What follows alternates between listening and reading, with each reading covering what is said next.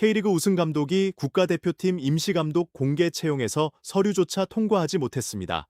안녕하세요. 축구 본능입니다. 오늘은 거스 포옒 감독이 대한민국 대표팀 임시감독 서류 전형에서 탈락한 이유, 그리고 그 뒤에 숨겨진 코치진 구성의 치명적 문제를 낱낱이 분석해드리겠습니다. 전북 현대에서 K리그와 코리아컵 더블을 달성한 감독이 왜 면접 기회조차 받지 못했는지, 그 이유를 끝까지 보시면 이번 대한축구협회의 평가 방식이 왜 논란이 되는지도 이해하실 수 있을 겁니다. 현재 한국 축구는 감독 선임 문제로 팬들의 관심이 뜨겁습니다. 홍명보 감독이 최근 월드컵 부진을 이유로 대표팀과 작별하면서 대한축구협회는 임시감독을 찾기 위한 공개 채용 공고를 냈고, 지원한 감독들을 대상으로 서류 전형부터 심사를 진행했습니다. 여기서 중요한 배경이 하나 있습니다.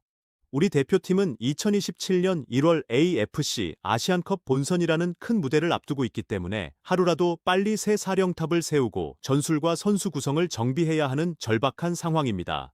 그런데 협회는 왜 그런 결정을 내린 건지, 9월부터 11월까지 예정된 A매치 평가전들은 일단 임시감독 체제로 치르고 이후 정식 감독을 선임해 아시안컵에 대비한다는 계획을 세웠습니다. 그렇다면 그 임시감독 자리에 가장 유력한 후보는 누구였을까요? 바로 거스 포옒 감독이었습니다. 그는 단순한 외국인 지도자가 아닙니다. 전북 현대 사령탑으로 한국 땅에서 직접 뛰었고 K리그 우승 트로피도 손에 쥐었습니다. 한국 축구의 특성과 분위기를 이미 체험한 감독이라는 점에서 팬들 사이에서도 기대가 높았죠. 그런데 여기서 문제가 생깁니다. 포옒 감독은 면접 기회조차 얻지 못한 채 서류 전형에서 탈락 통보를 받았습니다. 그렇다면 서류를 통과해 면접을 보게 된 5명은 누구일까요? 전 스페인 대표팀 수석 코치 출신의 로베르트 모레노, 펩 과르디올라의 오른팔로 알려진 도메네크 토렌트, 이라크 대표팀을 이끌었던 헤수스 카사스, 로날드 쿠만의 친형이자 네덜란드 대표팀 수석 코치로 북중미 월드컵을 경험한 에르빈 쿠만, 그리고 전 세르비아 대표 감독으로 중국과 일본에서도 지도자 경험을 쌓은 드라간 스토이코비치입니다. 다만 스토이코비치 감독의 경우 지원 여부를 놓고 매체마다 보도가 엇갈려 사실상 4.5명으로 보는 시각도 있습니다. 여러분도 이 명단을 보시면서 한 가지 의문이 드실 겁니다. 스토이코비치를 제외하면 이 후보들 대부분은 감독 커리어보다 코치 커리어가 훨씬 긴 인물들입니다.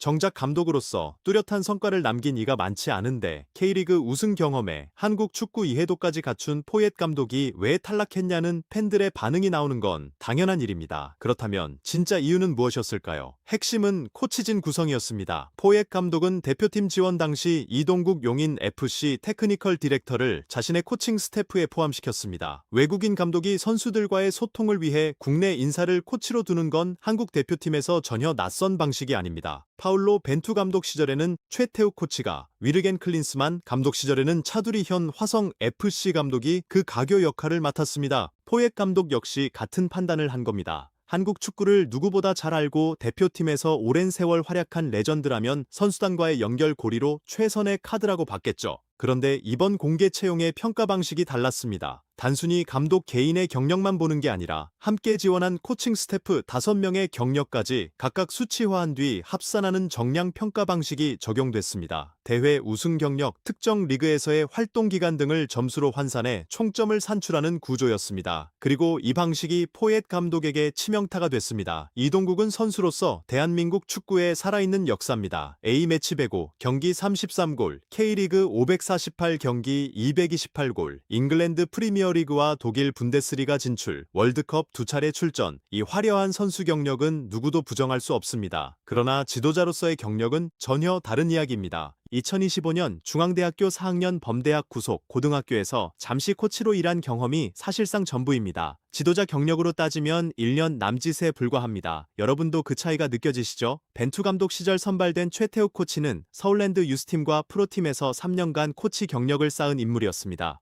클린스만 감독 시절의 차두리 코치는 대표팀 전력 분석관부터 시작해 대표팀 코치, FC, 서울 전력 강화실장, 유스팀 및 오상고 감독까지 약 7년의 지도자 경력을 보유하고 있었습니다. 이동국과는 분명히 다른 무게감입니다. 결국 코칭 스태프 전체 경력을 합산하는 과정에서 포옒 사단은 기준선을 넘지 못했고 서류 통과에 실패했습니다. 선수단과의 소통을 위해 선택한 카드가 정작 평가 테이블에서는 감점 요인이 돼버린 셈입니다. 사실 포옒 감독에게 이번이 처음 있는 일도 아닙니다. 2년 전 클린스만 감독이 경질된 이후 진행된 대표팀 감독 선임 과정에서도 후보로 이름을 올렸지만 최종 선택을 받지 못했습니다. 그 후 전북 감독으로 부임해 K리그와 코리아컵을 동시에 석권하며 지도력을 증명했고 이번에는 코칭 스태프까지 직접 꾸려 강한 의지를 드러냈습니다.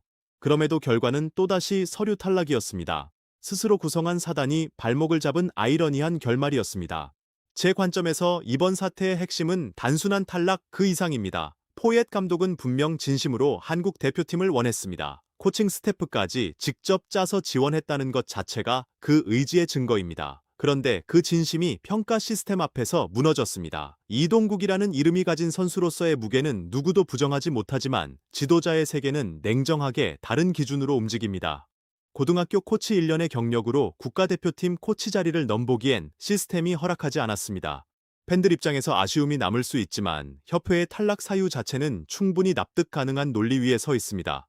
여러분 생각은 어떠신가요? 포옙 감독이 이동국 대신 다른 코치를 선택했다면 결과가 달라졌을까요? 댓글로 여러분의 의견을 남겨주세요. 이제 시선은 면접을 보게 될 5명의 후보로 향합니다. 과연 대한민국 대표팀의 새 사령탑은 누가 될 것인지 새로운 소식이 들어오는 즉시 축구 본능에서 가장 빠르게 전해드리겠습니다. 이 분석이 도움이 되셨다면 구독과 좋아요 그리고 알림 설정까지 부탁드립니다. 축구 본능이었습니다.